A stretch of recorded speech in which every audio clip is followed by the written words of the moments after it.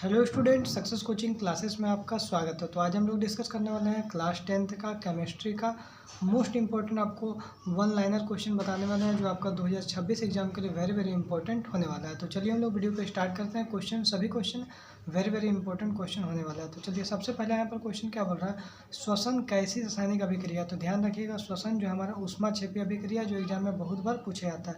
आगे देखते हैं नेक्स्ट क्वेश्चन क्या है, CaOCl2 का प्रचलित नाम क्या है। तो याद रखिएगा इसका नाम क्या है, विरंजक चूर्ण बोलते हैं। इसको हम लोग क्या बोलते हैं, विरंजक चूर्ण बोलते हैं। आगे देखते हैं तीसरा क्वेश्चन क्या बोल रहा है, दो धातुओं का नाम बताइए, इसका गलनांक होता है अति निम्न होता है, मतलब सबसे कम होता है। तो याद रखिए इसको हम लोग क्या बोलते हैं, गैलियम और सीजियम बोलते हैं। ऐसा दो धातु है जिसका गलनांक क्या होता है, सबसे कम होता है। आगे यदि हम लोग नेक्स्ट क्वेश्चन देखते हैं, एल्किन का सामान्य सूत्र क्या होगा। तो ध्यान रखिएगा एल्किन का सामान्य सूत्र CnH2n होगा। ठीक है, एल्केन का अगर पूछेगा तो CnH2n+2 होगा, और एल्काइन का पूछेगा तो CnH2n-2 होगा। तीनों बात को ध्यान रखिएगा, बहुत ही ज़्यादा इंपॉर्टेंट एग्जाम में आता है। आगे देखते हैं, अगर नेक्स्ट क्वेश्चन देखिए, तो भोजन में पाचन समय द्वारा किस प्रकार की अभिक्रिया हमारे शरीर में होता है। तो याद रखिएगा हमारा अभिक्रिया होता है, वियोजन अभिक्रिया होता है। कौन सा अभिक्रिया होता है, तो वियोजन अभिक्रिया होता है। आगे यदि नेक्स्ट क्वेश्चन देखते हैं, कौन सा यौगिक क्लोरीन से अभिक्रिया करके विरंजक चूर्ण बनाता है। तो याद रखिएगा आपका CaOH2 हो जाएगा, कैल्शियम हाइड्रोक्साइड हो जाएगा। आगे यदि हम लोग नेक्स्ट क्वेश्चन देखते हैं, क्वेश्चन नंबर 7,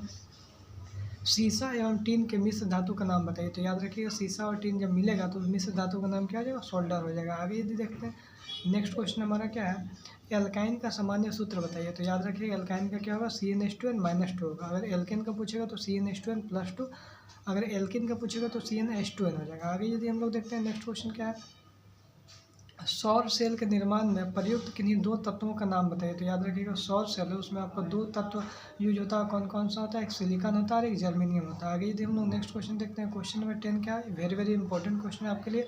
आलू चिप्स की थैली में कौन सी गैस भरा रहता है। तो याद रखिएगा हमारा नाइट्रोजन गैस भरा रहता है। कौन सा गैस भरा रहता है, नाइट्रोजन गैस भरा रहता है। आगे यदि हम लोग देखते हैं क्वेश्चन नंबर हमारा 11 में देखिएगा, ये भी क्वेश्चन बहुत बार रिपीटेड क्वेश्चन है।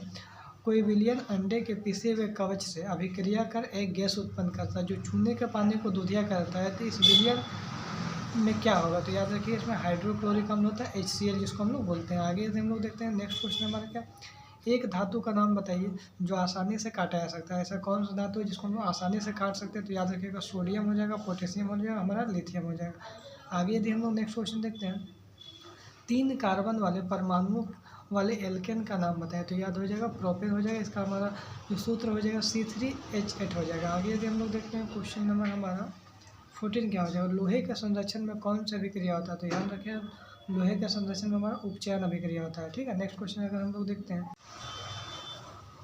देखिए क्वेश्चन नंबर 15 हमारा क्या बोल रहा है, धावन सोडा का रासायनिक सूत्र लिखे। तो इसका राइट आंसर क्या हो जाएगा आपका Na2CO3.10H2 हो जाएगा। आगे यदि हम लोग देखते हैं, एक अधातु का उदाहरण लीजिए जो कमरे के तापमान पर द्रव अवस्था में पाया जाता है। तो याद रखिएगा ब्रोमीन हो जाएगा। यही क्वेश्चन हमारा पूछेगा घुमा के, एक धातु का उदाहरण दीजिए जो कमरे के तापमान पर द्रव अवस्था में पाया जाता है। तो हमारा क्या हो जाएगा, आपका पारा हो जाएगा। ठीक है, अगर अधातु बोलेगा तो हमारा ब्रोमीन हो जाएगा। आगे यदि हम लोग देखते हैं नेक्स्ट क्वेश्चन क्या है, सौर पैनल बनाने में किस धातु का उपयोग किया था। तो याद रखिएगा चांदी का उपयोग किया था। आगे यदि हम लोग देखते हैं नेक्स्ट क्वेश्चन, 2H2 और +O2 ये दोनों मिलकर क्या बन रहा है, जल बन रहा है, H2 है। इसमें किस प्रकार की अभिक्रिया होता है। तो याद रखिएगा दो जुट के एक बनेगा। तो क्या हो जाएगा हमारा संयोजन अभिक्रिया हो जाएगा। कौन सा अभिक्रिया हो जाएगा, संयोजन अभिक्रिया। आगे देखते हैं विरंजक चूर्ण का रासायनिक सूत्र क्या होता है। याद रखिएगा CaOCl2 हो जाएगा। क्या हो जाएगा, CaOCl2। आगे यदि हम लोग देखते हैं क्वेश्चन नंबर हमारा 20 क्या हो जाएगा, एक धातु का नाम बताइए जो ऊष्मा का सबसे अच्छी चालक होता है। तो याद रखिएगा हमारा चांदी हो जाएगा, जो धातु का सबसे अच्छा चालक माना जाता है। आगे देखते हैं नेक्स्ट क्वेश्चन है, प्रकार्यात्मक समूह COOH का नाम बताइए। तो क्या हो जाएगा, कार्बोक्सिलिक अम्ल हो जाएगा। आगे यदि हम लोग देखते हैं रासायनिक अभिक्रिया Fe+CuSO4 अगर मिल जाएगा तो FeSO4+Cu किस प्रकार की अभिक्रिया। तो याद रखिएगा हमारा Fe+CuSO4 था, तो अब क्या बन गया, FeSO4 बन गया। मतलब आपको जो FeSO4 बन गया, हमने Cu को क्या किया, विस्थापित कर दिया। तो इसमें कौन सा अभिक्रिया हो जाएगा, विस्थापन अभिक्रिया बोलते हैं, या तो हम लोग एकल विस्थापन अभिक्रिया हम लोग बोलते हैं। आगे देखते हैं नेक्स्ट क्वेश्चन क्या हो जाएगा, एक ऐसी धातु का नाम बताइए जो चमकीला होता है। तो ध्यान रखिएगा इसको हम लोग आयोडीन बोलते हैं। आगे यदि हम लोग देखते हैं जिप्सम का रासायनिक सूत्र क्या है। तो ध्यान रखिएगा CaSO4.2H2 हो जाएगा। ठीक है, अब प्लास्टर ऑफ पेरिस का अगर बोलेगा तो CaSO4 ½ H2 हो जाएगा। ठीक है, आगे देखते हैं प्लास्टर ऑफ पेरिस का रासायनिक सूत्र लिखिए तो CaSO4 हाफ H2 हो जाएगा। आगे देखते हैं बेकिंग सोडा का रासायनिक सूत्र बताइए तो NaHCO3 मतलब सोडियम हाइड्रोजन कार्बोनेट हो जाएगा। आगे यदि हम लोग देखते हैं क्वेश्चन, नेक्स्ट क्वेश्चन हमारा टमाटर में कौन सा अम्ल उपस्थित होता है। इस टाइप का क्वेश्चन आपका एग्जाम में पूछा जाता है तो याद रखिएगा ऑक्सैलिक अम्ल हो जाएगा। इसी तरह से आगे क्वेश्चन क्या बोल रहे हैं, इमली में कौन सा अम्ल उपस्थित होता है तो ध्यान रखिएगा टार्ट्रिक अम्ल हो जाएगा। आगे देखिए एक ऐसी धातु का नाम लिखिए जो हथेली पर रखने पर पिघलने लगता है, उसको हम लोग गैलियम या सीजियम बोलते हैं। आगे देखते हैं शुद्ध जल का pH मान कितना होता है तो 7 हो जाएगा। नेक्स्ट क्वेश्चन, कोई विलियन लाल लिटमस को नीला कर देगा, लाल को नीला करेगा तो हमारा क्या हो जाएगा, क्षारक हो जाएगा जो 7 से अधिक हो जाएगा।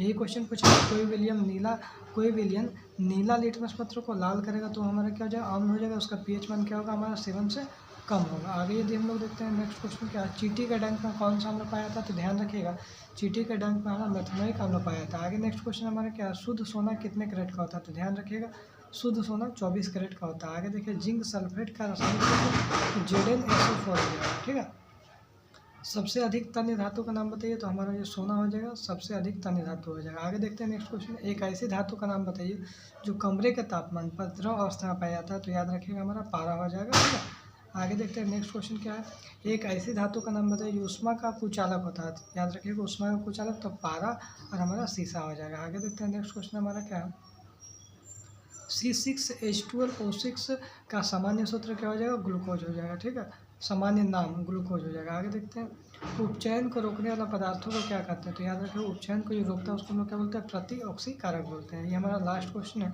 एक अपमार्जक का नाम लिखे तो सोडियम लेरिल सल्फेट हो जाएगा। यदि हमारा वीडियो आपको अच्छा लगे तो लाइक एंड सब्सक्राइब जरूर करें। फिर मिलते हैं हम लोग नेक्स्ट वीडियो में। Thank you so much.